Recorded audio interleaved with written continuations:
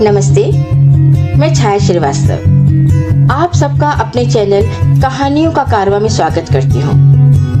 मैं कहानियाँ सुनाती हूँ, कुछ अपनी लिखी कहानियाँ, कुछ हवाओं में तैरती कहानियाँ। आपको मेरा चैनल पसंद आए तो प्लीज लाइक व सब्सक्राइब जरूर करें। नमस्कार, मैं छाया श्रीवास्तव एक बार फिर आप सबका स्वागत अपने चैनल कहानियों के कारवां में करती हूँ। आज मैं आप सबके लिए उदय प्रकाश जी की कहानी नेल कटर लेकर प्रस्तुत हुई हूँ। तो चलिए सुनते हैं उदय प्रकाश जी की कहानी नेल कटर। सावन में घास और वनस्पतियों के हरे रंग में हल्का अंधेरा सा घुला होता है। हवा भारी होती है और तरल। वर्षा के रवे परतों में तैरते हैं। मैं 9 साल का था। इसी महीने राखी बनती है। कजलैया होती हैं। नागपंचमी में गोबर की 7 बहनें बनाई जाती हैं। धान की लाई और दूध दोने में भरकर हम सांपों की बांबियां खोजते फिरते हैं। हरियाली अमावस भी इसी महीने आती है। मैं बांस की खूब ऊंची एड़ी बनाकर उस पर चढ़कर दौड़ता था। मेरी ऊंचाई कम से कम 12 फुट की हो जाती होगी। माँ दक्षिण की ओर के कमरे में रहती थी। बम्बई के टाटा मेमोरियल अस्पताल से उन्हें ले आया गया था। सिर्फ अनार का रस पीती थी। वे बोलने के लिए अपने गले में डॉक्टर द्वारा बनाई गई छेद में उंगली रख लेती थी। वहां एक ट्यूब लगी थी। उसी ट्यूब से वे सांस लेती थी। बहुत बारीक, ठंडी और कमजोर आवाज होती थी वह। कुछ कुछ यंत्रों जैसी आवाज, जैसे बहुत धीमे वॉल्यूम में कोई रेडियो तब बोलता है जब बाहर खूब जोरों की बारिश हो रही हो और बिजलियां पैदा हो रही हो, या तब जब सुई किन्हीं बहुत दूर के 2 स्टेशनों के बीच कहीं अटक गई हो। माँ को बोलने में दर्द बहुत होता होगा, इसीलिए कम ही बोलती थी। उस यंत्र जैसी आवाज में हम माँ की पुरानी आवाज खोजने की कोशिश करते। कभी कभी उस असली और माँ जैसी आवाज का कोई एक अंश हमें सुनाई पड़ जाता। तब माँ हमें मिलती, जो हमारी छोटी सी स्मृति में होती थी। लेकिन माँ सुनना सब कुछ चाहती थी, सब कुछ। हम बोलते, लड़ते, चिल्लाते या किसी को पुकारते तो व्याकुलता से वे सुनती। हमारे शब्द उन्हें राहत देते होंगे। उनकी सिर्फ आंखें बची थी, जिन्हें देखकर मुझे उम्मीद बनती थी कि माँ कहीं जाएंगी नहीं, मेरे पूरे जीवन भर रह जाएंगी। मैं हमेशा के लिए उनकी उपस्थिति चाहता था, चाहे वह चित्र की तरह या मूर्ति की तरह ही रह जाए और ना बोले, लेकिन उनके जीवित होने का विश्वास भी रहा जाए, जैसा कि चित्रों के साथ नहीं होता। मैं कभी कभी बहुत डर जाता था और रोता था। अपने जीवन में अचानक मुझे कोई एक बहुत खाली, बिल्कुल खाली जगह दिख जाती थी। ये बहुत डरावना होता था। उस दिन माँ ने मुझे बुलाया। बाहर मैदान में घास का रंग गहरा हरा था। बादल बहुत थे और हवा में भार था। वे भीगी हुई थी।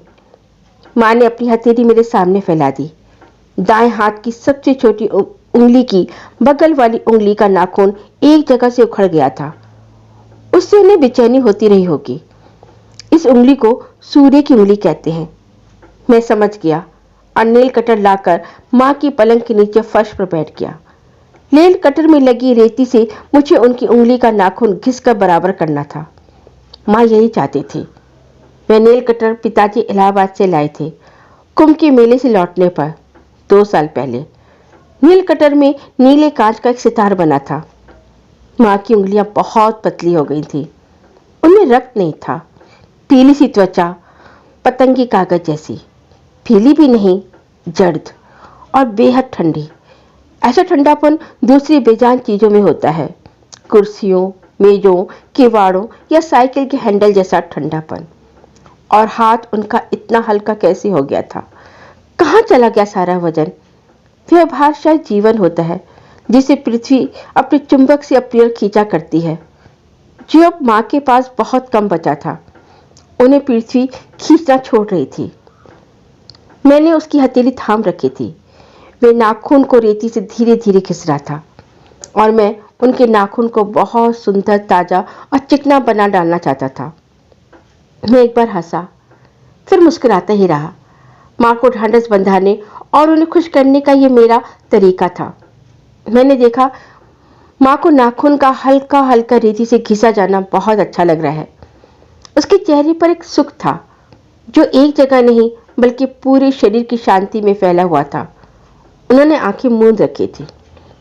1 घंटा लगा। मैंने उनकी एक उंगली ही नहीं, सारी उंगलियों के नाखून खूब अच्छे कर दिए। माँ ने अपनी उंगलियां देखी। ये कितना कमजोर और हार का क्षण होता है जब नाखून जीवन का विश्वास देते हैं। कितने सुंदर और चिकने नाखून हो गए थे। माँ ने मेरे बालों को छुआ। वे कुछ बोलना चाहती थी, लेकिन मैंने रोक दिया। वे बोलती तो पूछती कि मैं सिर से क्यों नहीं नहाता, बालों में साबुन क्यों नहीं लगाता, इतनी धूल क्यों है और कंघी क्यों नहीं कर रखी है। रात में ठंड थी। बाहर पानी जोरों से गिर रहा था। सावन में रात की बारिश की अपनी एक गंभीर आवाज होती है, कुछ कुछ उस तरह जैसे दुनिया की सारी हवाएं किसी बड़े सी घड़े के अंदर घूमने लग गई हों, हर तरफ से बंद। सुबह 5 बजे आंगन में 5 औरतें रो रही थीं। ये रोना नहीं था, विलाप था। पता चला माँ रात में नींद में खत्म हो गई।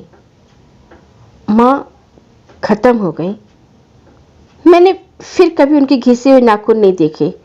मैंने उस रात सोने से पहले अपने तकिए के नीचे वे नेल कटर रख दिया था। उसे मैंने बहुत खोजा, बल्कि आज तक, कुछ वर्षों बाद भी, लेकिन वे आज भी नहीं मिला। पता नहीं कहाँ खो गया था। हो सकता है वे किसी बहुत ही आसान सी जगह पर रखा हुआ हो और सिर्फ मेरे भूल जाने के कारण वे मिल नहीं पा रहा हो। मैं अक्सर उसे खोजने लगता हूँ, क्योंकि चीजें कभी खोती नहीं हैं, वे तो रहती ही हैं अपने पूरे अस्तित्व और वजन के साथ। सिर्फ हम उनकी वे जगह भूल जाते हैं। धन्यवाद। तो आपको कैसी लगी उदय प्रकाश जी की कहानी नील कटर? आपकी कमेंट्स का मुझे इंतजार रहेगा।